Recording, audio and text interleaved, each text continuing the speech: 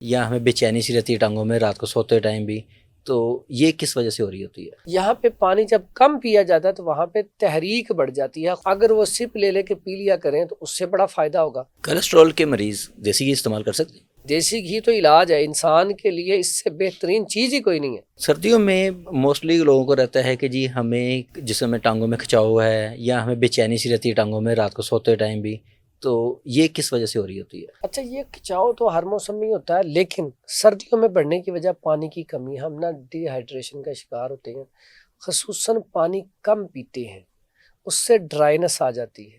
ٹھیک ہے، تو گرمیوں میں ہم پانی پورا نہیں پیتے، تو اس سے بھی جب پیشاب زیادہ آتا ہے، پسینہ آتا ہے، تو پانی کی کمی ہو جاتی ہے. اس میں تحلیل والا عمل ہوتا ہے. یہاں پہ پانی جب کم پیا جاتا ہے تو وہاں پہ تحریک بڑھ جاتی ہے، خشکی ڈرائنس بڑھ جاتی ہے، اکڑاؤ پیدا ہو جاتا ہے، پٹھے کھنچ جاتے ہیں. جی. تو اس میں پانی زیادہ استعمال کیا جائے. ایسے جو پیشنٹ ان کو چاہیے 1 گلاس گرم پانی میں 1 چمچ شہد کا ملا کے اگر وہ سپ لے لے کے پی لیا کریں تو اس سے بڑا فائدہ ہوگا.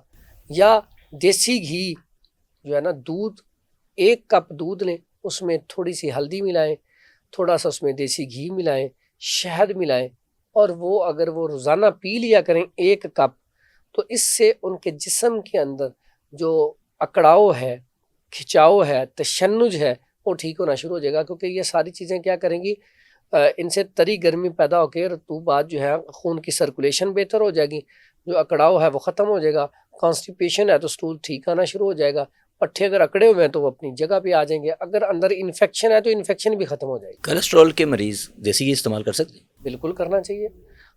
دیسی کہتے ہیں گھی نا کہ گھی کھانے سے چکنائی یعنی کھانے سے دیسی گھی جمتا نہیں ہے. ٹھیک. دیسی گھی پر ڈاکٹر تو کولیسٹرول، منع کر دیتے ہیں. سر اب ڈاکٹر نہیں منع کرتے، آپ نے پرانی تھیوری بیان کر رہے ہیں. اب ابھی موبائل ہے، ریسرچ نکالیں، ڈاکٹر کہتے ہیں کہ یہ کولیسٹرول کا میں علاج ہارٹ ہے. پیشنٹ ہوں، یہ تو منع کیا ہوا ہے. سر اب تو ڈاکٹر لکھ رہے ہیں کہ دیسی گھی میں کھانا بنائیں، آپ دوسرے سارے گھی چھوڑ دیں. دیسی گھی تو علاج ہے انسان کے لیے، اس سے بہترین چیز ہی کوئی نہیں ہے. پہلے تو ہم کہتے تھے نا، ہمارے ابا و اجداد دیسی گھی کھاتے تھے تو فٹ تھے.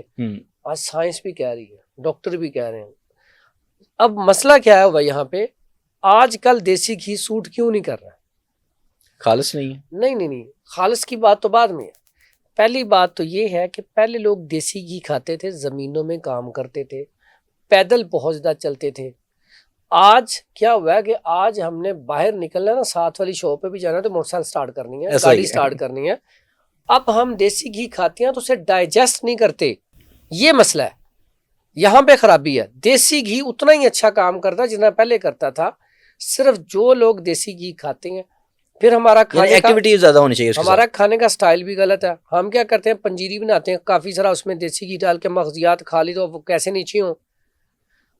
اور دوسرا ہماری ورکنگ کیا ہے، اور جب ہم اکثر لوگ سنڈے والے دن نان چنے کھا لیتے ہیں تو پھر بیمار ہو جاتے ہیں. اب آپ نے صبح 2 نان کھا لیے، چنے کھا لیے، آپ نے آ کے کرسی پہ بیٹھنا ہے پورا دن، وہ کیسے ڈائجسٹ ہوں گے بتائیں. سر ہمیں دیسی گھی کو ڈائجسٹ کرنا پڑے گا، اور تھوڑی مقدار میں لیں.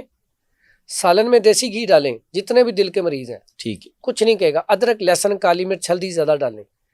پھر کوشش کیا کریں، بیٹھیں، ایکسرسائز کریں، واک کریں، انشاءاللہ اللہ کے حکم سے یہی دیسی گھی ان کے لیے کتنا کارآمد ثابت ہوتا ہے یہ خود ہی آپ فیصلہ کر لیں گے.